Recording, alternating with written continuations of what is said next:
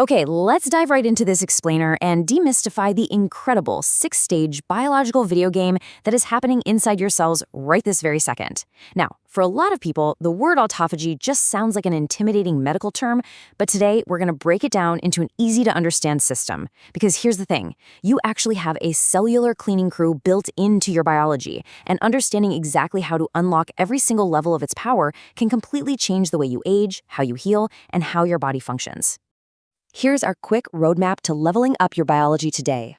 We'll start with what autophagy actually is, walk through stages 1 through 3, and then explore the deep cellular upgrades in stages 4 through 6.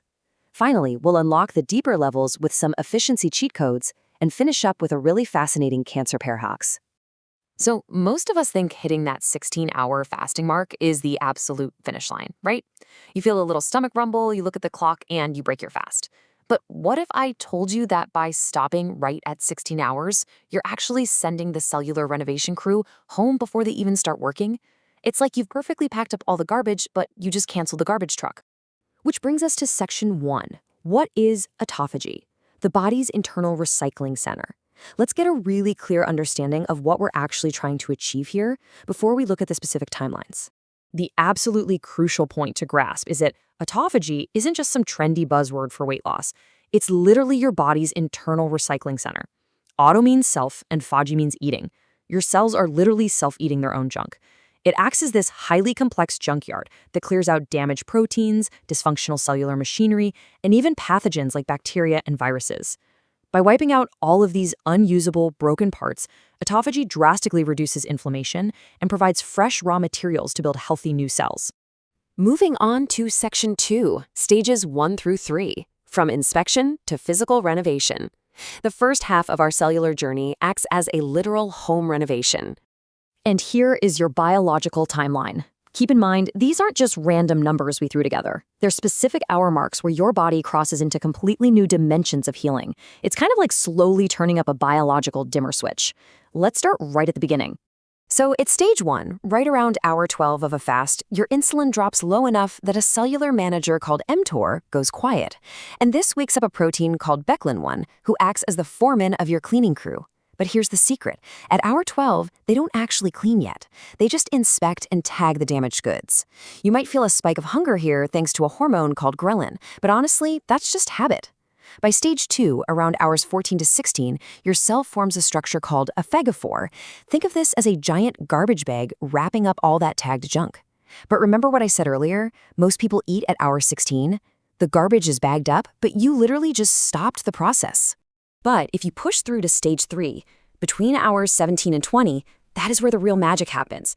That cellular garbage bag fuses with a recycling plant called a lysosome. Over 50 digestive enzymes start breaking down the debris into individual amino acids and salvageable parts. This is especially vital in your brain cells, which accumulate decades of molecular debris. By allowing stage 3 to run, your body clears all of this out. And because your brain is now running on highly efficient ketones instead of glucose, you get this incredibly clean, effortless mental clarity. All right, section 3, stages 4 through 6, deep cellular upgrades. Starting around hour 20, our general housekeeping shifts into highly targeted, specialized biological operations. Stage 4 is a total game changer, and frankly, most people never reach it. Between hours 20 and 24, your body kicks off a process called mitophagy. Now, your mitochondria are your cellular power plants, but as they age, they break down, they leak reactive oxygen species, and they actively poison the cell around them. Mitophagy specifically identifies these broken, toxic delivery trucks and completely removes them. The broken ones get cleared out, their materials are harvested, and you're left with brand new, highly efficient mitochondria. People who regularly reach this stage report physical energy that is just wildly stable and completely upgraded. Now, if you push into stage 5, from hour 24 up to hour 36, things get profound. First off, your hunger is completely gone, genuinely absent. Your body is running incredibly efficiently on its own stored fat. Second, a process called xenophagy kicks in. This is basically your immune system scouring the deep interior of your cells to hunt down and destroy hidden viral particles and bacterial remnants. Simultaneously, your stem cell pools undergo this deep quality control, which preserves your body's massive capacity for tissue repair down the line. Reaching this deepest, rarest level, stage 6, starting around 36 hours and going beyond 48, brings us to chaperone-mediated autophagy. At this point, your cells are no longer just doing bulk recycling.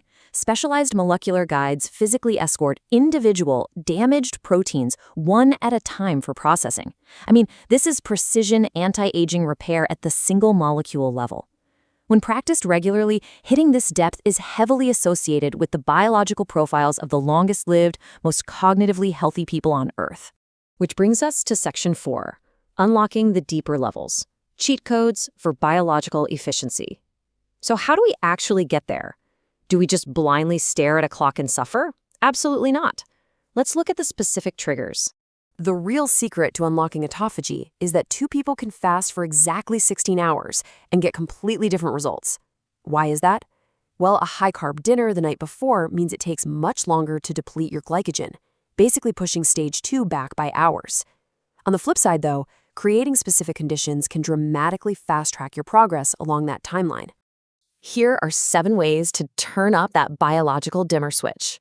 Fasting for 18 to 20 hours is the baseline, but you can speed up the clock by lowering your carbohydrates so your body depletes its sugar stores much faster. Keeping your protein intake moderate is also key. If you flood your system with outside protein, your body won't bother recycling its own old, damaged proteins. You can even use specific phytonutrients, like coffee, green tea, or ginger, to create a slight stress response that kicks autophagy right into gear. Exercise is another massive accelerator. Working out while you're in a fasted state taps out your ATP energy resources rapidly. Your body panics slightly and says, hey, we need fuel, which forces a huge increase in autophagy just to survive. Interestingly enough, long-duration, low-intensity aerobic exercise actually stimulates more autophagy than heavy weightlifting.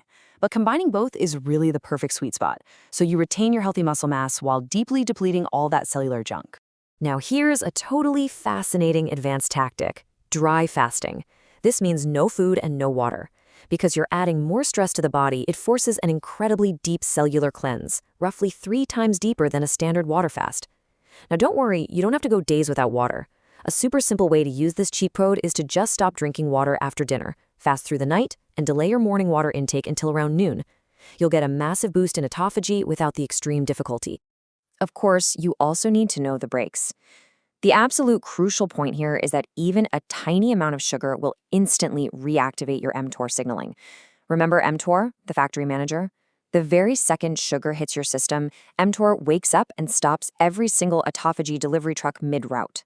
High calories and high protein will do the exact same thing. Finally, Section 5, the cancer paradox, the double-edged sword of cellular repair. Let's explore a really fascinating plot twist in our explainer: why this biological miracle process isn't always perfectly beneficial for everyone. This is the great paradox. For a healthy person, autophagy is an incredible protective barrier. By constantly clearing out damaged mitochondria and reducing overall inflammation, it actively prevents cancer and disease from ever taking root. But it's a double-edged sword. If cancer is already present and established in the body, autophagy can actually help the progression of the disease. Why? Because the cancer literally hijacks that amazing recycling plant and uses those freshly recycled resources as fuel to grow. Because of this paradox, researchers and pharmaceutical companies are actively looking into ways to intentionally inhibit or stop autophagy in cancer patients. And they're finding some absolutely fascinating, natural, plant-based inhibitors. Compounds found in the stony sponge, apigenin, the curcumin inside turmeric, black cumin seed, thunder of God vine, and even retinol are all being studied for their amazing ability to shut down autophagy and literally starve cancer cells of those recycled building blocks.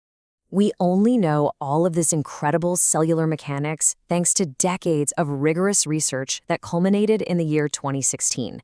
That is the year scientist Yoshinori Asami won the Nobel Prize for uncovering these exact mechanisms. His work proved that this deeply embedded biological quality control system dictates exactly how we age, how we heal, and how we can achieve truly incredible metabolic health. Your body isn't failing you. It's an incredibly complex, self-healing machine that has literally just been waiting for the right instructions. So I'll leave you with this. Knowing these 6 distinct levels of cellular repair, and knowing that it's all about the conditions you create, not just the clock on the wall, what will you change to adjust your biological dimmer switch tomorrow?